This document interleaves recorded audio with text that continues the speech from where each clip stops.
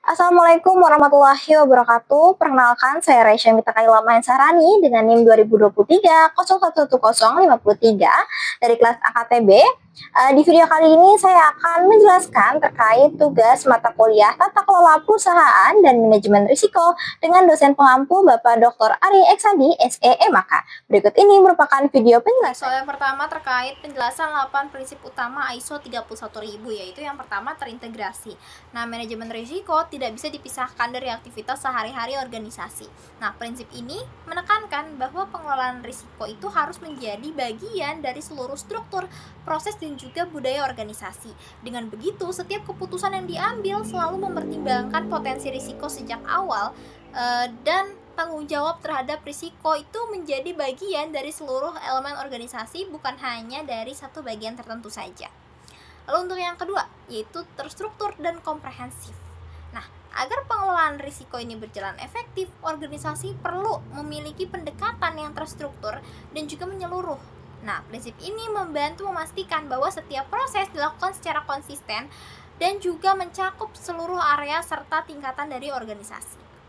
Nah, dengan kerangka kerja yang jelas, perusahaan itu dapat memahami konteks risikonya secara mendalam dan juga menghasilkan analisis yang dapat diandalkan untuk mendukung pengambilan keputusan. Lalu selanjutnya yang ketiga, disesuaikan. Nah, kerangka kerja manajemen risiko ini perlu disesuaikan dengan karakteristik masing-masing organisasi, termasuk lingkungan internal, eksternal, serta profil risikonya. Nah, tidak ada satu pendekatan yang cocok untuk semua, sehingga setiap organisasi itu perlu yang namanya menyesuaikan sistem agar lebih relevan dengan budaya, kebutuhan, dan juga kompleksitas yang dihadapi. Nah, penyesuaian ini membuat pengelolaan risiko menjadi lebih realistis dan juga efektif dalam mencapai tujuan perusahaan. Lalu yang keempat, yaitu inklusif. Nah, prinsip inklusif ini menekankan pentingnya melibatkan berbagai pihak yang relevan dalam proses manajemen risiko. Dengan mengajak stakeholder berpartisipasi, organisasi dapat memperoleh pandangan dan pengalaman yang beragam, serta keputusan yang diambil menjadi lebih komprehensif dan memiliki legitimasi yang lebih kuat. Nah, keterlibatan banyak pihak ini juga akan membantu menciptakan rasa memiliki terhadap hasil yang dicapai. Berikutnya ada dinamis. Nah, lingkungan bisnis yang terus berubah ini menuntut manajemen risiko yang fleksibel dan juga adaptif. Jadi prinsip dinamis ini menekankan bahwa risiko itu dapat muncul, berkembang, atau bahkan hilang seiring berjalannya waktu. Oleh karena itu, organisasi harus mampu menyesuaikan pendekatan dan juga responnya terhadap perubahan yang terjadi agar manajemen risiko ini tetap relevan dan juga efektif dalam menghadapi tantangan baru. Lalu yang selanjutnya berdasarkan informasi terbaik atau best available information. Nah, keputusan dalam manajemen risiko ini tentunya harus didasarkan pada informasi yang paling akurat dan juga relevan. Nah, data historis, pengalaman sebelumnya, masukan dari stakeholder, serta pandangan ahli itu menjadi sumber yang penting untuk menilai risiko secara tepat. Jadi walaupun ketidakpastian itu tidak dapat dihilangkan sepenuhnya, informasi yang baik dapat membantu organisasi untuk membuat keputusan yang lebih terukur dan juga bijak. Lalu yang selanjutnya, mengelola ketidakpastian atau uncertainty management. Nah, jadi manajemen risiko pada dasarnya itu memang bertujuan untuk membantu organisasi menghadapi ketidakpastian yang dapat mempengaruhi pencapaian suatu tujuan. Nah, prinsip ini menekankan pentingnya memahami dan juga mengantisipasi dampak dari kondisi yang belum pasti. Nah, dengan demikian, organisasi itu dapat tetap fokus dan juga tangguh dalam menghadapi berbagai kemungkinan yang muncul di masa depan. Lalu untuk prinsip yang terakhir, yaitu peningkatan berkelanjutan atau continual improvement.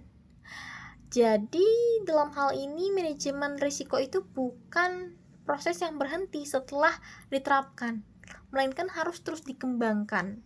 Nah, organisasi perlu melakukan yang namanya evaluasi dan juga pembelajaran secara berkelanjutan. Supaya apa? Supaya kerangka kerja yang digunakannya tetap relevan dengan situasi terbaru. Jadi melalui proses peningkatan berkelanjutan, efektivitas pengelolaan risiko ini akan terus meningkat dan juga menjadi bagian dari budaya organisasi secara menyeluruh. Yang selanjutnya, penerapan prinsip di salah satu perusahaan retail, yaitu IKEA. Di sini prinsip ISO 31000-nya yang pertama terintegrasi. Nah, Dalam hal ini, IKEA menerapkan manajemen risiko secara terintegrasi dalam seluruh proses bisnis dan juga rantai pasoknya. Risiko ini tidak hanya dipandang sebagai urusan bagian tertentu saja, melainkan menjadi bagian dari pengambilan keputusan. Nah, lalu melalui komite risiko dan juga keberlanjutan yang terhubung langsung dengan dewan direksi, setiap kebijakan operasional, keuangan maupun keberlanjutan selalu mempertimbangkan yang namanya aspek risiko. Lalu yang kedua terkait terstruktur dan komprehensif. Nah, pendekatan manajemen risiko IKEA ini bersifat sistematis dan juga mencakup seluruh lini bisnisnya, terutama melalui sistem EY, yaitu IKEA Way of Responsible Sourcing, yaitu proses ini tuh mencakup identifikasi, evaluasi, pemantauan hingga tindakan korektif terhadap risiko sosial, lingkungan dan juga kepatuhan dalam rantai pasok. Nah, dalam hal ini audit dilakukan secara rutin dan juga hasilnya dianalisis untuk memastikan seluruh supplier itu memenuhi standar yang telah ditetapkan perusahaan.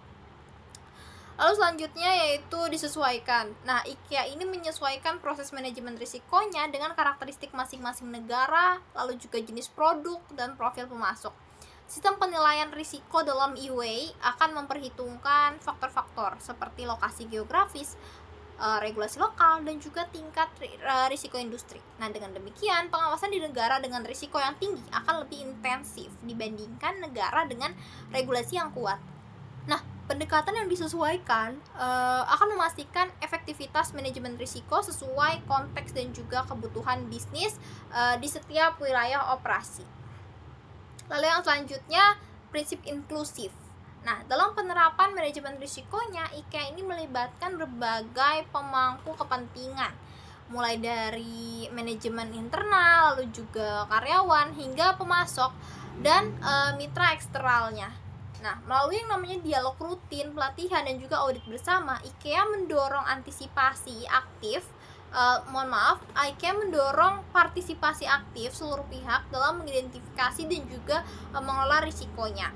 Nah, prinsip inklusif ini akan memperkuat rasa tanggung jawab bersama dan juga membangun budaya risiko yang terbuka di seluruh rantai nilai perusahaan.